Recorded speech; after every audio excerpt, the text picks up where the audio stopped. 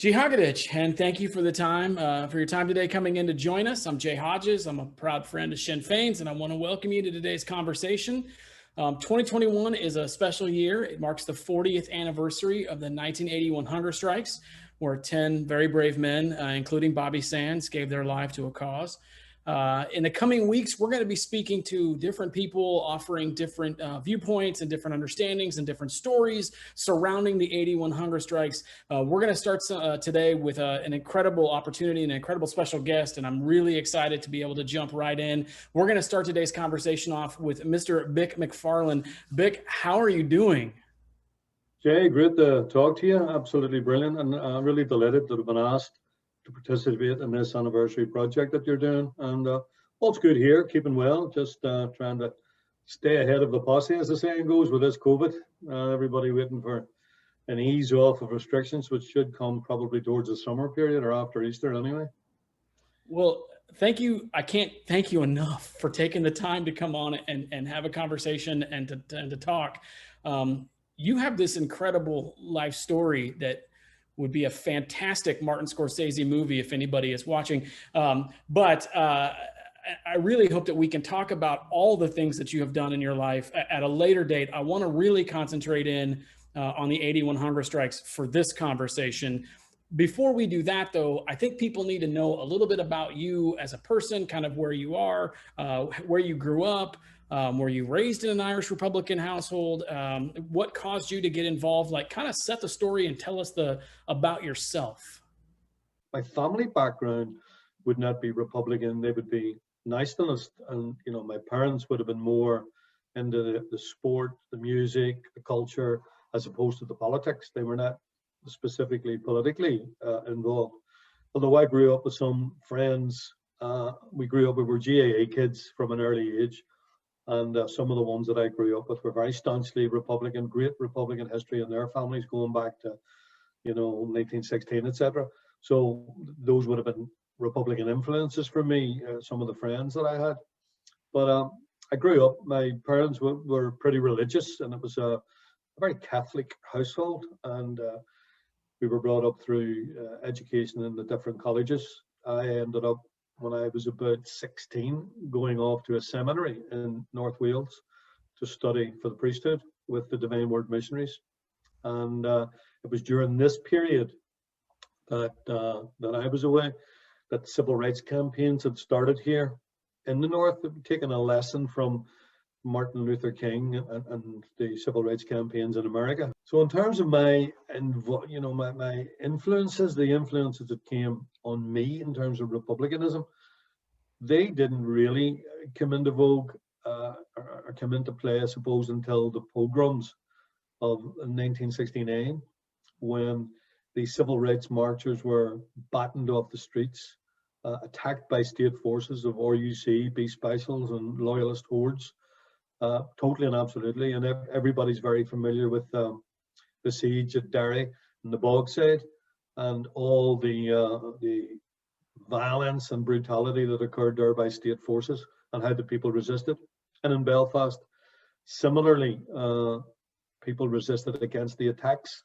So what happened was, and I actually was home on holiday from college, on leave for the summer holiday in '69, when the pogroms happened in Belfast and North Belfast, as well as everybody's heard about Bombay Street and how the place was decimated and people killed, and RUC, Beast Specials, loyalist gunmen attacking the Catholic area down towards the Falls Road.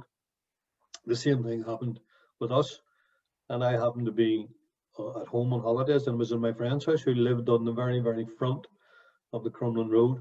And we were attacked by, literally, there must have been a couple of thousand between state forces of the RUC and the Beast Specials and loyalist hordes, just attacked our town. And countless dozens of people were injured by gunfire. 2 were killed. And so many houses, 2 or 3 streets, Brookfield Street, Hooker Street, corner of Herbert Street, front of the Crumlin Road, all burnt down on these attacks. And for me, I would say, people talk about baptisms of fire.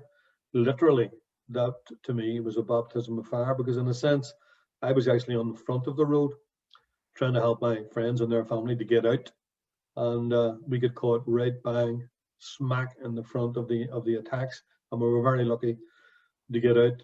3 or 4 of us get out of it around a side street and up out of the way without being injured. So for me, that was a bit of a, as I said, a baptism of fire. I was due back in college in September, and I did go back. And for me, I don't think I could settle just as well as I had been during the previous year. I was regarded as a pretty decent student. I was good academically, and everything was working well. But the second year in the seminary, I didn't settle. I was focusing back on the situation here.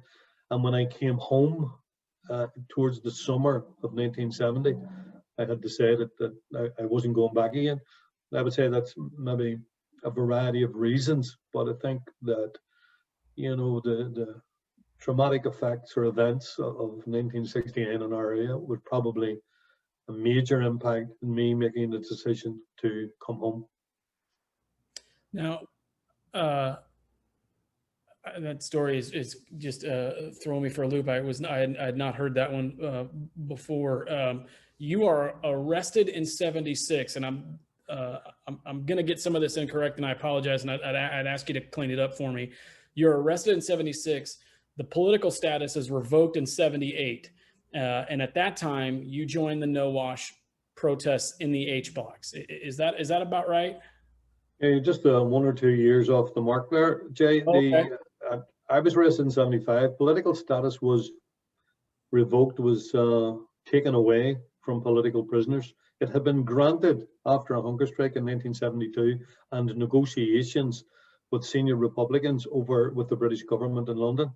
They had introduced political status. They termed it as special category status, but the subtext in the legislation refers to it or defines it as, people convicted of offences related to a political nature. So, for want of a better term, it was political status. Sure. The British took it away again in March 1976 because political status with the internees, people who were arrested without charge, without court, and interned without trial, were held there between 1971 and Christmas 1975, with no recourse to any appeal or judicial process. You wouldn't have anything like that in America. And what happened also was they introduced in 1973/74 period the diplock court system under Lord Diplock, where they did away with juries. So there was no juries. And again, you wouldn't have anything like that in the States, the 12 jurors. So they did away with that in order to get more convictions. And following on that, in order to undermine the Republican struggle for freedom in Ireland and the whole campaign in the North, they took away political status because they felt that if they criminalized the struggle would have less support. And they felt that the easiest and most, the best way they could do that were to criminalize IRA prisoners by removing political status. So they introduced this whole criminalization process, which started, I suppose, on March the 1st. Anyone arrested on March the 1st or after March the 1st was no longer afforded political status. They were put into these new-made H blocks, single-story blocks, to isolate prisoners. They had special interrogation and torture centres. They had special diplock court, single-judge court system that would guarantee the British state, more convictions and less chance of claims of brutality standing up in court, because the judge would favour, special branch interrogators or police interrogators before they would favour someone who was injured in the court. So what happened then was numbers increased, but in terms of this conveyor belt system, the final part of it was the H blocks, in order to isolate and for you then to take on the tag of criminality and to depoliticize the struggle. And they felt that was probably the best way to do it. And the difficulty was that we were aware of this. It was a major part in British strategy, and we were singularly aware of the impact that this would have if you accepted a criminal tag. You know, you would lose support base quite rapidly. You would undermine morale of people. So when they introduced this into the H blocks in 1976, the first prisoner convicted to run up against this criminal regime was Kieran Nugent, and he refused to wear the criminal uniform, because prior to that, Republican prisoners or political prisoners would have their own clothing, have their own command structure in the prison. They would organize their own day, you know, outside of security, obviously. They would organize their own education, recreation, sports, etc., etc. All this was removed, and he was placed in a single H block cell measuring about 9 feet by 10 feet, concrete bars and steel bars on the window, steel door, just a concrete, it was like a concrete tomb with no facilities except for his bed, his chamber pot, and a Bible. They always left a Bible. The Good News Bible was always left in, and that was it. So he started this protest, and it meant that you didn't get any visits, you had no contact, you had no letters, you had no contact with the outside world, and for a considerable number of months he was isolated. And then as other prisoners came in, they too were isolated. So we, at that stage, I had been granted political status, and I was over in cage 11 at the time. And these are a compound system, and for anybody who has ever watched any of the World War II prisoner of war camp films like Steve McQueen, you know, The Great Escape, they are a carbon copy, exactly the same. They have 3 Nissen huts, and they have a porta-cabin type situation for showers and toilets, etc. And then it's a caged fence with watchtowers around it, armed guards on the walls, and guards patrolling all the time. It's very, very similar to the World War II POW camps. And it was POW camp. But across the wall, these H blocks. So we were getting information from a variety of sources of the brutality that was happening, and the pressure. And we managed to persuade people like Kieran Nugent, look, just put on the uniform, go and take a visit, and let's have contact. And that's where it built up. But the brutality that was meted out by the prison guards was ferocious, absolutely ferocious. They tried to batter, and these were all young prisoners, by the way, at the start coming in. You know, you're talking about that. Yeah. Go ahead. I was gonna, in my head, like, you're all in your 20s. Like, nobody is a. I don't want to make it sound inappropriate, but nobody is an adult in the sense of nobody is old. Like, these are all young men. Like, these are all very young men. Talk to us about what was going on and the climate of the prison, and just kind of what prison life was like for these men. Yeah. Well, prison life in the H blocks was like no other prison anywhere in the world, because the lads, the Republican prisoners, the IRA prisoners who were on protest against the removal of political status, were stripped naked and put in cells, totally naked. So what they had to do then, and they were locked up 24 hours per day, 7 days per week. The only opportunity to remove yourself from the cell at the early stages was to go to the toilet, or on a Sunday to put on a pair of the prison trousers and go to a large canteen area where the priest would come in and say mass on a Sunday morning. So we managed to do that. Now, at that stage, as you say, that, you know, very, very young, and particularly a lot of the lads from Derry were late teens, mid to late teens, and there was a considerable number of them, you know, very, very young in their late teens. When I went into prison, I was 23, and I was considered sort of, you know, more of a more mature age than most of the ones who were in. And there were a lot like older than me, but there were nobody, very, very, very few people heading over the 30-year-old mark. Very, very few, mostly late teens up to early mid-20s, and that was that made up your population of the H block prisoners. It was a very, very harsh regime. As I said, you had no facilities whatsoever, although you were supposed to be able to write a letter per month. This was in the legislation. If you did not comply with regulations and abide by the prison rules, i.e., put on the criminal uniform, accept that you're no longer a political prisoner, and forget about your politics, forget about your struggle. This was what they wanted, and we couldn't do that. And Kieran Nugent, as I said, was the first person to challenge this, and he was met with the full force of the regime. It was systematic brutality, systematic torture of prisoners to get them to conform to the criminal regime. And as the numbers built up, they found a bit of solidarity with other prisoners coming in, and they would keep them isolated in different blocks. And as I say, totally naked. The only thing you could do was wrap around a towel around you or wrap a blanket around you. Hence, the term came to fruition of the blanket men who wore the blanket. And what we did was you would take a blanket and maybe wrap one around you, particularly in the winter where just wearing a towel was not great.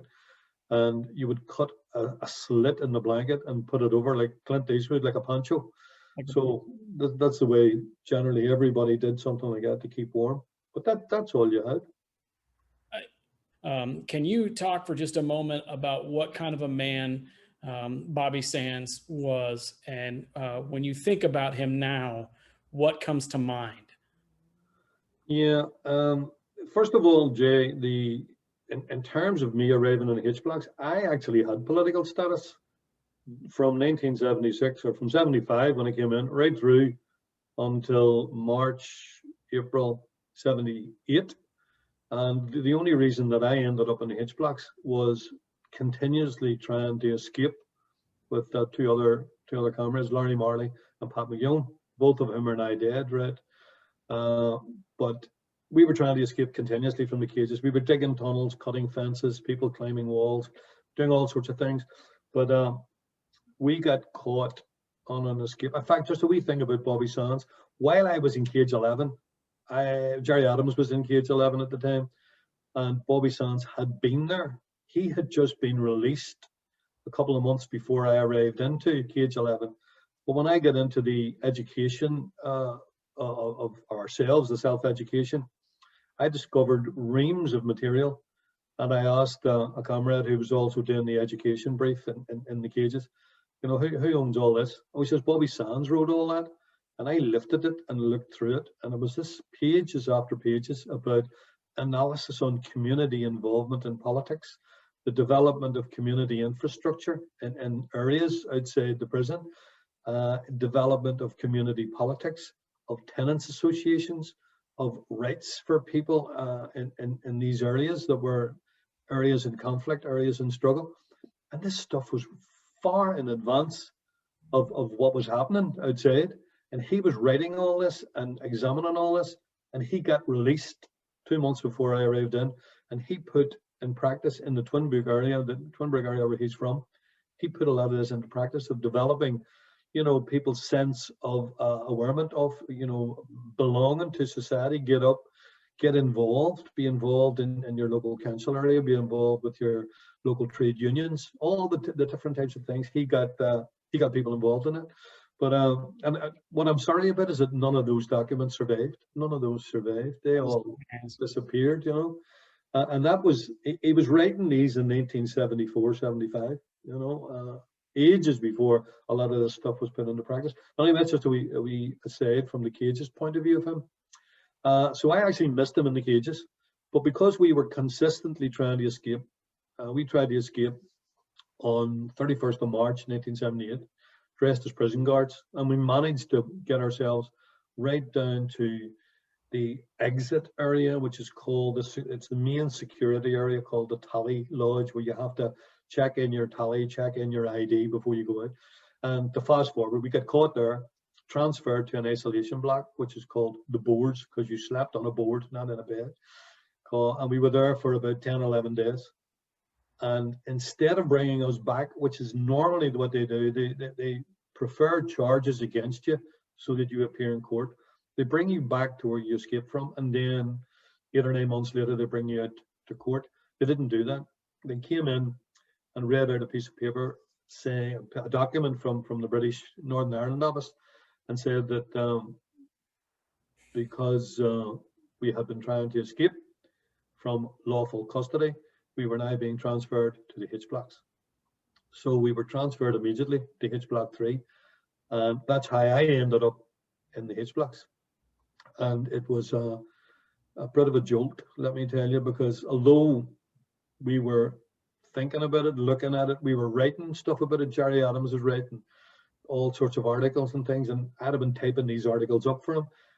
We were studying the criminalisation policy. So we were aware of the British policy of criminalisation upside down. We knew everything aspect of it, but it's only when you get parachuted into the middle of it and you're standing in the middle of a H block with 20 prison guards and you're standing naked and you know that you're vulnerable, and you're then told, that's your cell down Seaway, let's go, away you go. So that was it, and that was my introduction to H blocks, right in the middle of a protest period. Bobby Sands at that stage was actually in H block 5, and we were put into H block 3. Now, the protest had escalated to a no wash protest, and that happened because at the time when some of the lads were going out to use the toilets or get a wash or get a shower, on many occasions prison guards were beating them up, attacking them, brutalizing them, humiliating them, until it got to the stage where the lads had decided, this is just prior to me coming down, that they would wash in the cells.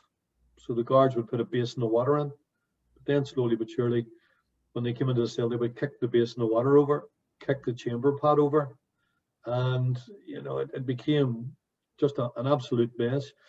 Your mattress, which was on the floor, a sponge mattress, was getting soaked, and so they introduced the no wash protest just prior to around about Easter time, 1978, and I landed right into the middle of this, which was a bit of a shock, and it actually took, I don't mind admitting, it took me quite a number of weeks, a couple of weeks at least, to acclimatise myself to this here, to get used to it. First and foremost, that I didn't have any clothing. I was naked. I was locked in a cell, small concrete box, 24/7. I was not going to be able to escape from that. I was not going to get involved in my music or my education or my sports, etc. Everything. I was not going to be able to have visits. All this was prohibited. And it took me a little while to mentally get attuned to that there, and then you move along with the protest, which was a brutal, harsh regime. Let me tell you, brutality was meted out regularly, particularly when there were shifts from making a shift of a full wing of prisoners to a cleaner wing. The brutality would be pretty severe. You would be beaten across the circle area or across the wing area. Wow. When did you become the OC then, during this time period? Yeah, and we need to sort of move forward a wee bit, because the deterioration of the conditions was absolutely horrendous. Cardinal O'Fee had come in during the latter part of 1978, and he was taken aback. He was physically sick, visiting cells in the H blocks, physically sick. And when he went out, he made this telling statement comparing it to some slum dwellings in Calcutta that he had seen when he was out on the missions, missionary work, and said he never witnessed anything like it, and made a very, very critical statement of the British in terms of, sort the thing out, introduce measures. He was very, very helpful to the prisoners, very supportive of the prisoners, I have to say that there. And while a lot of others weren't, he was singularly very, very good in terms of trying to alleviate the hardships of the situation. When that moved on, the situation had deteriorated severely. Prisoners were beaten regularly. A number of prisoners were taken in for into the psychiatric unit up in the H blocks. There was a wing, a hospital wing, were put into a hospital. They were under psychiatric treatment, and but it was severe, and we needed to move out of the situation. A number of us from different blocks in January 1979 were transferred to one wing in H block 6. There were 33 prisoners put into H block 6, and that's the first time that I physically came in contact with Bobby Sands. Oh, okay. That was my first physical meeting of him. I had known about him and I'd read about him and read his stuff in the cages. I'd heard about him. He was on what we had as, and it's a military sort of regime that we run.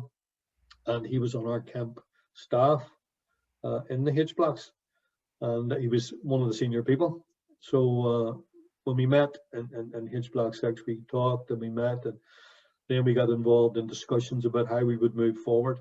And then it's from that period that I became more closely involved with him and others in H block 6 to try and get things moved forward. Different suggestions, different ideas.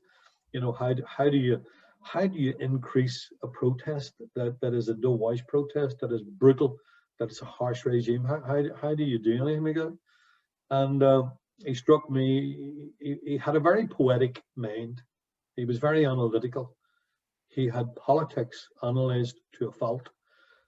He knew what PR was, and he was encouraging people to write out to personalities, celebrities, politicians, academics, trying to highlight the plight of the protesting prisoners in the H blocks. And we had discussed in 1979 the potential for hunger strike, because that seemed to be the only way that we were going to get out of the situation and try and bring this nightmare to an end. So when we talked about it and we broached the idea, there was Father Alec Reid, whom you may be aware of, who was one of the chaplains that came in and out, a great man, absolute great man altogether. And he would liaise with the Catholic hierarchy in terms of what was happening. And we had discussed with our leadership outside the potential for hunger strike. They were dead set against it. But when we discussed it, we were talking in the middle of 1979. And we were talking of a target date that, of August, September. And then Cardinal O'Fee sent word and said, look, there's a papal visit coming to Ireland for the first time in October of 1979. And for a hunger strike to be ongoing, with people possibly reaching a crisis point while the papal visit was taking place, would be an absolute disaster for the church in Ireland, be a disaster for the papal visit. It would detract from the goodness of what they expected coming out of a papal visit. So he had asked us to defer any decisions relating to hunger strike until after the papal visit. And in the meantime, that himself and Bishop Edward Daly from Derry would use their good offices to lobby Maggie Thatcher's government in terms of introducing, a dialogue, or at least measures that would alleviate the situation in the H block, an attempt to get out of the dire situation. So we agreed, and we moved on in that situation. So Cardinal O'Fee, but he actually, from we agreed to do that, it was almost 8 months that he was lobbying Thatcher and her government to try and get some, even menial reforms introduced to alleviate the situation. And quite frankly, her and her colleagues in the Conservative government led the Cardinal and Bishop Daly a merry dance all around the place, even to the extent when pressure became on them, they introduced this measure of prisoners may now have their own civilian clothing. And Cardinal O'Fee welcomed this as a major step. We also would have welcomed this as a major step if they were giving us our own clothing, which was part and parcel of the 5 demands that we had put out for ourselves and our women colleagues in our women prisoners in Armagh Women's Prison. We had put out the H Block Armagh Committee and put out a series of documents, but one of the key things was the 5 demands. Number 1 on it was prisoners should be allowed to wear their own clothes. So Cardinal O'Fee greeted this greatly and then travelled home from Rome. He was out at a seminar in Rome and travelled home to welcome this, only to be told that Mrs. Thatcher did not say they could have their own civilian clothes. She said and she told the Cardinal this, no, we have told the prisoners they can have clothing of a civilian type nature, which is not their own civilian clothing. Yeah. And they brought these in. O'Fee felt betrayed by this here, and felt that this was a major slapdown. And this was the camel. This was the straw that broke the camel's back as far as we were concerned, because we knew that they were just playing about. There's a great shot in a film called Hunger, where Michael Fassbender plays Bobby Sands. Yeah. And it's the part where they introduce the prison type civilian clothing, and the prison guards are laughing as it's being introduced, and you see the upsurge in the Bobby Sands character until he just explodes and wrecks up the furniture. You know, it's a great telling point to demonstrate, you know, how crazy that sort of situation was. But that's the one that broke the situation, and then we went into hunger strike mode. There's a story about you becoming the OC at this time. Can you talk about that? Can you share that experience with us? Yeah, just briefly to introduce that aspect of it. I, at that period in time, was a PRO. I wrote letters. I encouraged other people to write letters and contact. PRO stands for public relations. Yeah, PRO officer, public relations officer. That's what it was. PR person.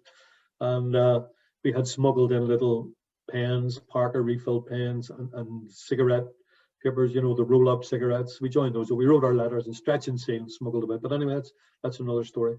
So I was the PR person during the period that would have been the first hunger strike.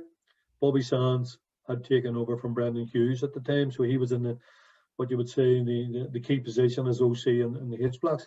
And we ran through that first hunger strike with massive support all over the place. And I have to pay compliment to our friends and colleagues in America who came out in their thousands everywhere all over America, from the very start of the protest, the whole way through, for the entire from the withdrawal of political status, the whole way through, years of lobbying, you know, embassies and consulates all over America, tremendous support, which was crucial in building up the pressure on the British.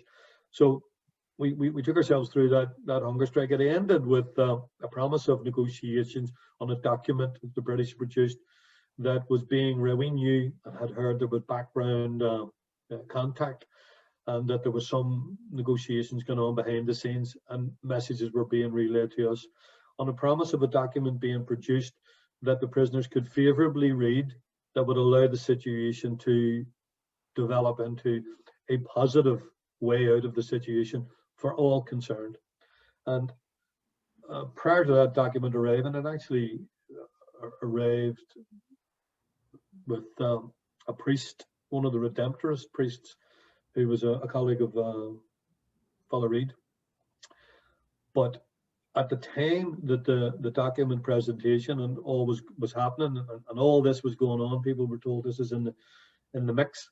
Sean McKenna, one of the hunger strikers, had gone into a coma, had been transferred from the H Block Prison Hospital to the Musgrave Park Military Hospital outside in Belfast, and he had lapsed into a coma. So the lads in the hospital felt that you know, things probably could get resolved, and there's no point in Sean McKenna dying. They felt that this was a possibility, that there's no point. So they terminated the hunger strike and sent word to Musgrave Hospital that Sean McKenna should receive treatment, and that then fast forwarded things. But the British did not produce the document. They did not live by the spirit of the document. They did not adhere to it. They did not introduce new measures. They decided that without the leverage of pressure of the hunger strike continuing, that they didn't have to worry, and that they decided to use the opportunity to hammer us into the ground. And I distinctly recall, because our people had brought up the parcels, brought up our clothes, all of it was turned away, and this would have been part and parcel of resolution of the situation. All of it was turned away. So post the Christmas period, with confusion reigning, Bobby Sands was negotiating with the senior governor, which would be in American terms the warden, the senior governor of the time was Governor Hilditch, and he was negotiating with him in terms of, look, our lads can come out of the cells, we can clean up, we can paint, because we'd never refused to maintain the buildings we lived in, in terms of cleaning and looking after, maintaining the food, we would look after all that sort of stuff. And that it ended up towards the end of January that the senior governor called him out and told him, Sands, this is it. Unless your men put on that criminal uniform, come out of the cells, get cleaned, and abide by the rules and regulations and the orders of my prison guards instead of your own staff, you'll not be going anywhere. And that was the breaker that threw us into the second hunger strike. Now, what happened on the basis of that was that Bobby Sands himself, now we had a fierce argument with the leadership outside the prison for this hunger strikes. They were totally and absolutely opposed to hunger strike action, because I think and I feel that they believed on two counts: you're going to lose lives on a hunger strike, and secondly, you're propelling prisoners to the forefront of struggle, which means the integrity, credibility of the struggle is resting upon the shoulders of people who are in prison. This should never be the case. And what was at stake was massive. And the thing that I always point out to people is that many people have asked me that, how come this protest lasted 5 years? How come there was a hunger strike that cost lives on the streets? How come this was over a prison protest? And the answer is, generally in prison protests, if somebody gets up and throws slates off a roof, or they set fire to the mattresses on a wing, 2 or 3 days later there's negotiations, and okay, you'll get an extra such and such, or there'll be an extra time for this, and then within a week it's all gone.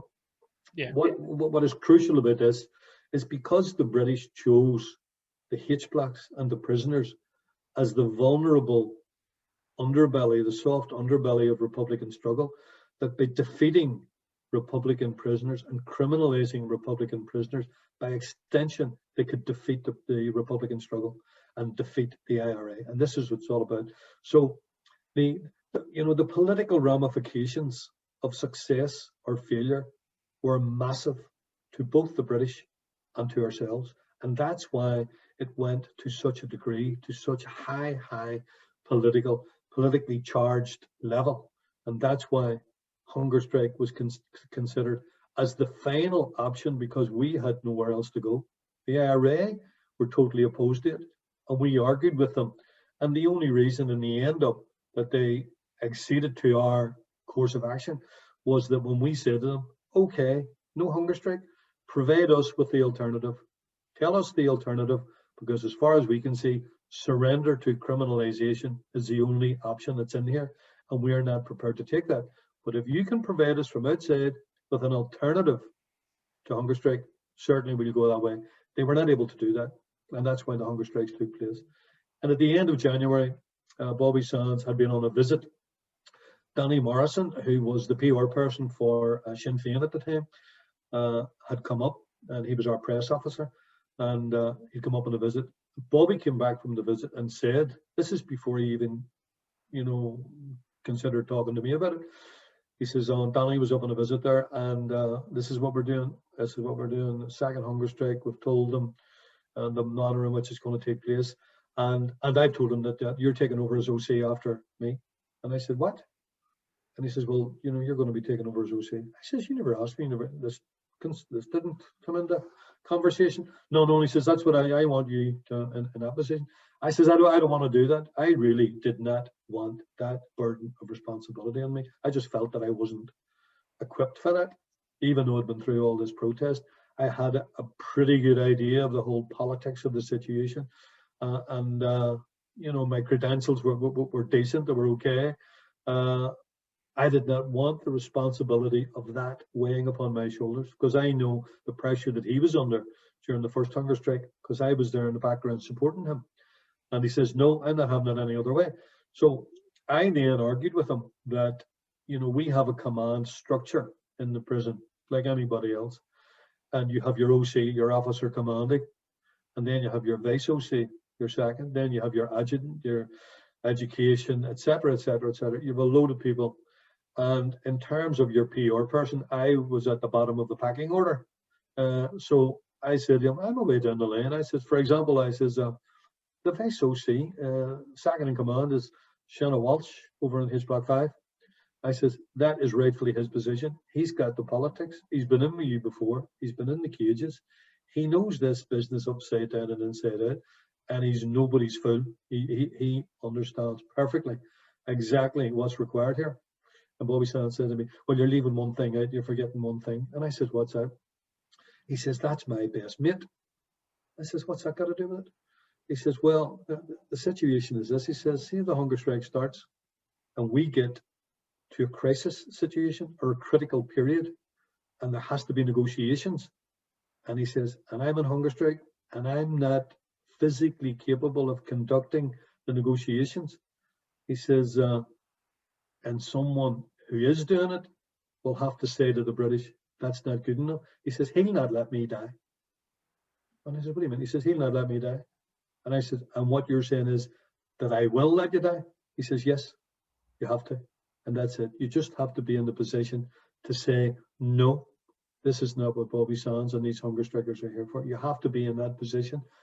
If hunger strikers are not capable in a situation. Now, I just felt totally taken aback by that. So I actually said to him, so that's your your view towards me. That's the attitude you think about me, this hardened, non-emotional person. So it was a wee bit rough to take, but you're like what, 28, 24, 25, 1978, or sorry, 1981. 29, yeah. Like I mean, that is an incredible burden is the only word that I can think of right now, and I don't mean it because it sounds so negative, but like that is an incredible responsibility to put on someone, let alone someone at 30 years of age roughly. That's when he said that to me, I just says, well, if that's the way you feel about it, then okay. He made me an offer I couldn't refuse. To say no to that, you couldn't say no to that, because his confidence in me was immeasurable. I just couldn't believe it, that he had that level of confidence. Yes, I know, you know all about this. I want you there. I want you. I don't want anybody else, because I want to know who I'm dealing with. And he knew the person that was me, and he knew that intimately over the previous couple of years. But as the hunger strike starts and then progressive, you're in a unique position as the OC, because you are allowed to visit the hunger strikers, and it's a unique position because you have to be the support, but you also have to be the leader itself, and that's different than what anyone else would have gone through at that time. What do you remember most about visiting the hunger strikers and kind of visiting with their families and kind of, having to kind of move around during that time period? Well, I will say this, 1981 was possibly the worst year of my life. I can say that, right, without fail, because we were in this situation and I was placed into a position of responsibility that I did not want to be in. And the fact that the strategy for the hunger strike was not just a group of people going on hunger strike. This was a staggered, phased hunger strike, where Bobby Sands would go first, followed in 2 weeks by Francis Hughes, followed 2 weeks later by Ray McCreesh and Patsy O'Hara. Then a strategy that if a hunger striker died, or when a hunger striker died, he would be replaced by another hunger striker. So this was calculated, it was clinical. People have said that we were extremely clinically focused and hard in the manner in which we rolled out the strategy of this hunger strike. And even opponents would say that this was very, very, this was clear cut. These people mean business. And this was clearly to demonstrate to the British that irrespective of what happens here, this is not going to end until we get to a final settlement and solution. Now, it was difficult. You know, there was tremendous support during the hunger strike from the early days right through. Bobby Sands was in the wing with us up until his 22nd or 23rd day on hunger strike, or 21st day on hunger strike, where he was moved to the prison hospital. He was in a cell by himself. We had Philip Rooney next door, another prisoner, was allowed to go in and clean out his cell each day. And Philip then would be able to smuggle little bits and pieces of communications, small comms on the cigarette paper, in and out, and just tend to him and be a friendly face getting in and out of his cell. Then he moved to the prison hospital. During the course of his time in the prison hospital, there were a considerable number of what would be termed as interventions, which be some of them visitations by politicians. The Pope sent an emissary, a bishop who was originally from Newry in the north. Southern politicians, Irish politicians, trade union people, English politicians. People had come in. The Irish Commission for Justice and Peace had come in during the course of the hunger strikes. The International Red Cross had come in. This is all during the entire run of the hunger strike period. But the European Commission for Human Rights sent a delegation about just over a week to 10 days before Bobby Sands died. And I was sent for. I think it was a Sunday morning. I was sent for, and I was brought to the prison hospital. And this was the first time that I was brought up.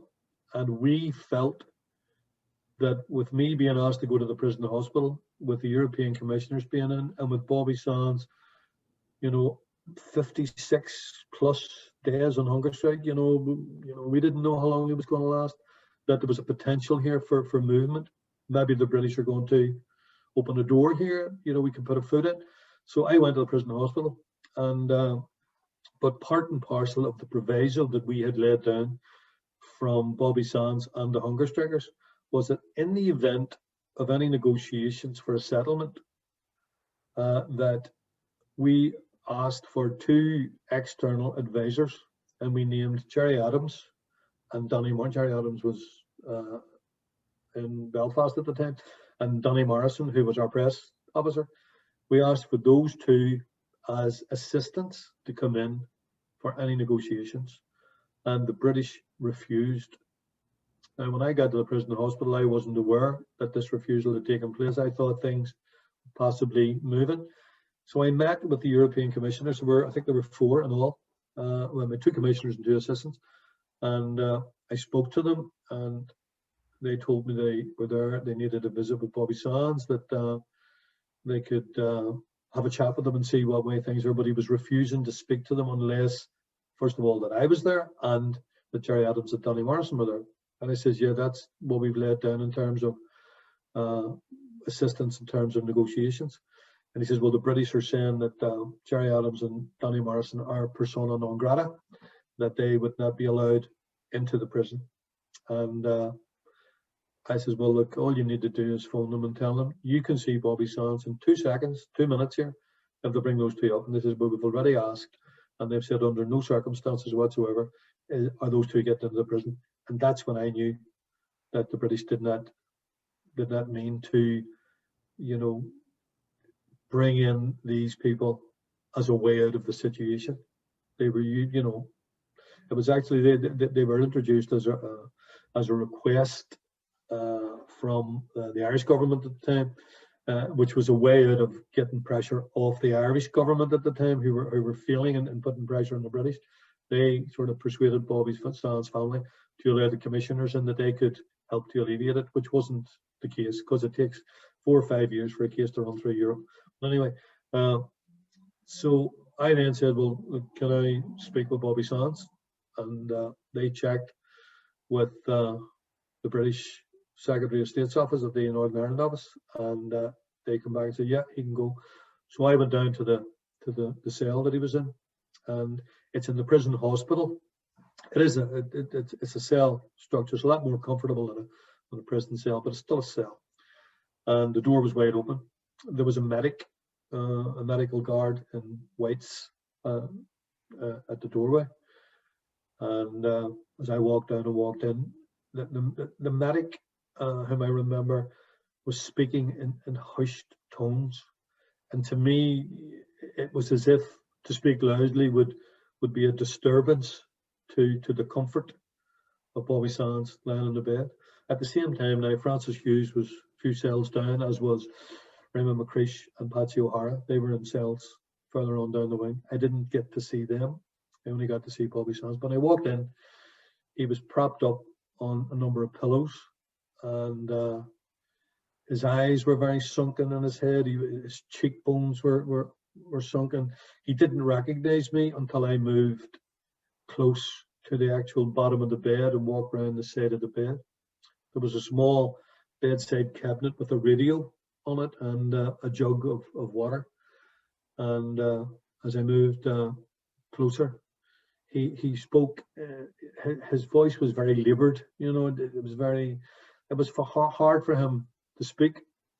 And when I told him it was me, oh, all right, Cara, all right. So I pulled a seat up and sat by the bedside. Prison guard pulled a chair up, and the medic pulled a chair and sat in the doorway. So we began talking, and he was in an absolutely dreadful state. You know, I mean, he'd lost all his weight. He looked dreadful, just looked absolutely horrendous. And I was sort of taken aback because this is the first occasion that I've seen a hunger striker at this stage of a hunger strike. Any of the other ones was during the course of, prior to that there, he was on the wing with us, you know, so you only see him the first week or two. And this was him at a very advanced stage. And he was weak. His breathing was labored. His voice was weak. He found it very difficult to focus. His sight was you know, hard to see, and hearing was impaired a little bit. He couldn't hear very well, so that's why I had to go close. So he asked me why I was there.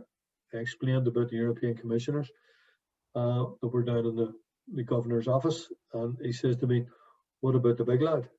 Whom he always referred to, Gerry Adams, as the big lad. He says, "What about the big lad and Danny?" And I says, "Well, I've asked them about that, and they've said that the Brits have refused to allow them in."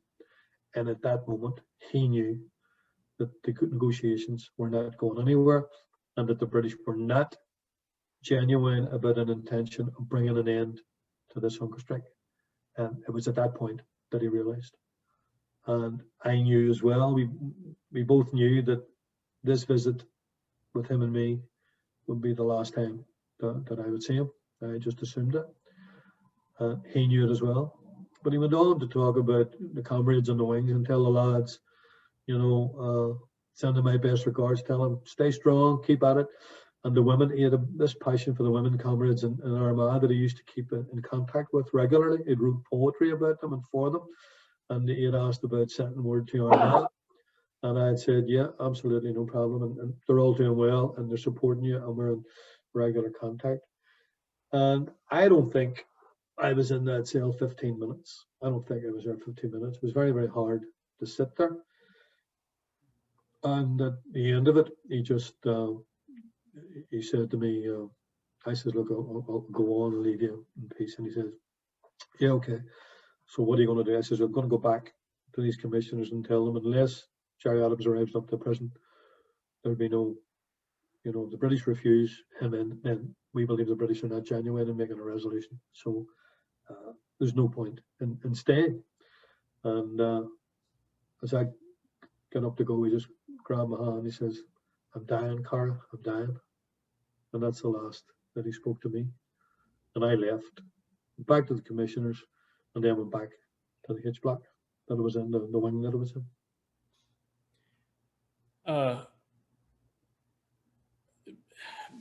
Big, I can't. I mean, that you've literally taken my breath away, and I'm sorry. I'm needing just a moment to kind of compose myself here. But when you think about the hunger strikes, what is one thing that you want people to know more and to understand, more so than just the stuff that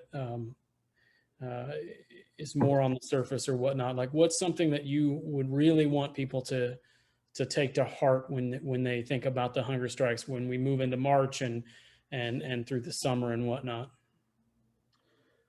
Well, I mean, this is 40 years ago. And quite frankly, I never believed that I'd seen this age and this conflict that we were in. And to me, like 40 years on from hunger strike, and it still has that impact. It still has that focus, that meaning. It's almost continuation and struggle. This hunger strike is a living memory. It lives today. There are so many young people today are eager to find out about the hunger strike and what happened and why did so many people die on hunger strike. What were the politics of it? Who were the people on hunger strike? What were they like? Where did they come from? How old were they? Joe McDonnell, I think, was 29, got on 30 on the hunger strike, who would have been the eldest, and the youngest was about 20 or 21. So they were all guys from rural areas, city areas. All of them were your ordinary from working class backgrounds, grew up. Some had college education, most didn't.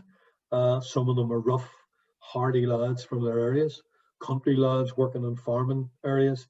But the one thing that united them all in the fact that they were ordinary lads involved in struggle. They, under severe circumstances and absolute extraordinary conditions, they rose out of an ordinariness to display extraordinary strength and commitment and determination, and a massive feat of strength to carry them through a conviction that they were right, that their politics were right, that their struggle was right, that they were not going to fail. They were not going to allow themselves to be used to undermine our struggle. And they were totally and absolutely focused on that. And that is evident by the fact that they had gone through an arduous, grueling, terrible period on hunger strike, all the way through up to the longest, I think, was 70, 71 days, 72 days on hunger strike. And, an agonizing period and an agonizing time for their families, for their parents, for their wives, their children, their brothers or sisters. And to me, that is another aspect of it that for me, I didn't have anybody. I wasn't in that situation. I just cannot get to grips with that type of strength and that type of commitment that drives them forward through that awful period. I think that they're a beacon as an example for people in struggle anywhere, that people can take example from that sacrifice or that determination. And I know that throughout the world in different struggles. I remember Benazir Bhutto, Pakistan, actually quoting that when she had been incarcerated, that she took strength from Bobby Sands and people like him, that give her the strength to endure prison conditions. So the impact that they had on people around the world, not just locally, was massive.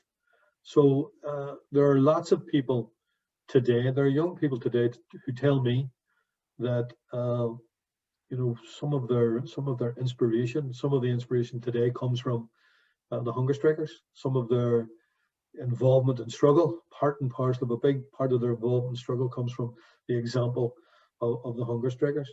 But there's the lessons that are there to be learned are when you're in struggle, you're at death's door, you're in dire situations in a concrete box 10 feet by 9 feet.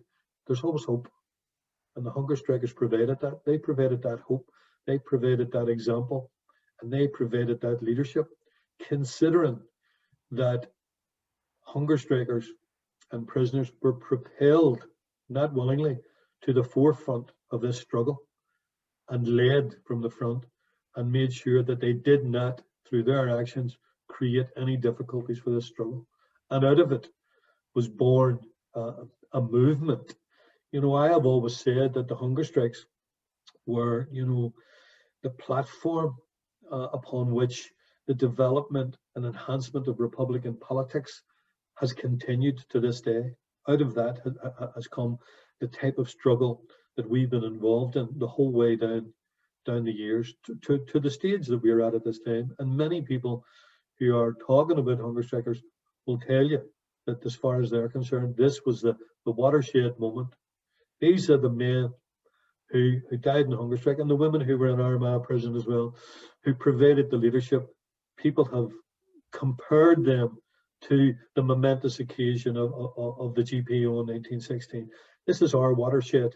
1981 was our watershed, and we owe an absolutely massive debt of gratitude to 10 absolutely courageous and selfless people who put their lives in the line that this struggle could continue. Well, I want to thank you a lot. It's meant a lot to me to have you come on, Vic. I can't express to you how much it has meant to me to have this conversation. Before I let you go, and I know that time is short, so I will ask you to briefly give me an answer. I ask everybody this. I'm an avid reader, and I would wonder if you were to meet a total stranger on the street and they were to say, I want to know more, and just what do you recommend them to read? What book, website, podcast, what would you tell a total stranger to do to learn more and to educate themselves a little bit? Yes, Jay, in terms of acquiring historical aspects or knowledge of the hunger strike period, there are a number of ways you can do it. I mean, I also belong, along with Gerry Adams and Danny Morrison, whom I've mentioned, Sure. And former OC of the prison, Sheila Dara, of the Armagh Women's Prison. We belong to the Bobby Sands Trust, and that's a website. You just key in Bobby Sands Trust, you get all the information in terms of hunger strike material there. But recommended reading, there are a host of books that were written about the hunger strikes. Some of them are not worth reading, some of them are okay, some of them are decent. But for me, there are 2 or 3 key aspects.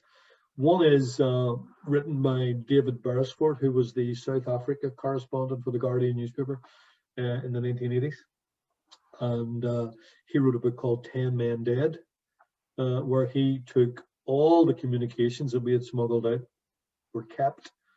He was given access to all these, so he based his book around that. And for me, it is a formidable account and an accurate account of the hunger strike period, if anybody wanted to read that. Secondly, we wrote a book ourselves in prison prior to release, 10 years or more after the hunger strikes. We wrote a book. Lawrence McKeown, who was a former hunger striker and is involved in theatre and drama and all the rest of it, in writing, along with Brian Campbell, another prisoner who has since died. They compiled a collection of stories, and I think there could be anything between 15 and 20 contributions to this book, and it's called Nor Meekly Serve My Time, and it's individual stories by prisoners and former hunger strikers who contributed to this book. Definitely a worthwhile read. Certainly Bobby Sands' own writings. There are Bobby Sands' writings and collections of his stories, but one particular thing is his diary that he wrote himself, which commenced on March the 1st, and actually he wrote 17 days, and it terminated on St. Patrick's Day. His last entry in the diary was St. Patrick's Day of 1981, and he kept a daily journal of what was happening during his hunger strike, and definitely a worthwhile read. In fact, we are just about to reissue this on March the 1st. It's been reprinted with a new foreword and a couple of introductions by other people, introductions to it. Certainly a worthwhile read. And for people looking, at in terms of the blanket protest and the hunger strikes, the film Hunger, which features Michael Fassbender playing Bobby Sands and Liam Cunningham as the prison chaplain, as one of the prison chaplains, won all sorts of awards at Cannes Film Festival, etc., etc. The British tried to keep it down in England, and it's a film that was made by an absolutely tremendous director. And just to give a wee info on him, he was a young black kid growing up in London at 15 years of age during 1981. He became a Turner Prize winner in latter years for art, and was offered by Channel 4 to produce a documentary of anything he wanted. And he says, I want to do a documentary about Bobby Sands. And they said, are you crazy? And he says, well, if I'm not doing that, I'm not doing anything. They threw the checkbook on the table and told him, write your own check, go ahead. So he made this documentary. And the reason he said he made it was that as a 15-year-old black kid subject to discrimination and abuse in London, two abiding memories of 1981. One was Tottenham Hotspur winning the English FA Cup, of which he was a great fan. And the second was this image of an Irish guy called Bobby Sands on hunger strike. So that's another, the film Hunger. You can actually get it on YouTube. It's certainly that will be worth a watch. But certainly those would be my recommended readings. Short list of them. Well, I can't thank you enough for taking the time to speak with us today. I very much appreciate it. I also want to say that we need to have you back at a later date to talk about the rest of your life and other things that you have been involved in. And so I definitely want to make sure that gets put on the books. But Vic, thank you, man. I really do appreciate it. I am borderline, which is a rarity. I am borderline speechless at this point in time. So I just want to say thank you again. And if you need anything, man, please don't hesitate to ever reach out. I think you've got a world of support in the States. I think we'd be happy to do anything we could for you. Thanks very much for giving me the opportunity to share my background, history, and my knowledge of that period. And I really appreciate it. And certainly we will stay in touch. Thank you. So thank you again for tuning in. I always say this, but I genuinely mean this. You need to share this video. This message needs to get out. We need people to see it. We need people to become active. We need people to become involved.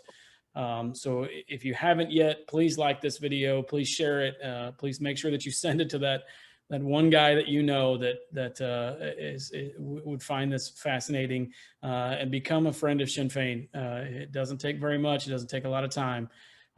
Thank you again for tuning in. Until next time, Slán.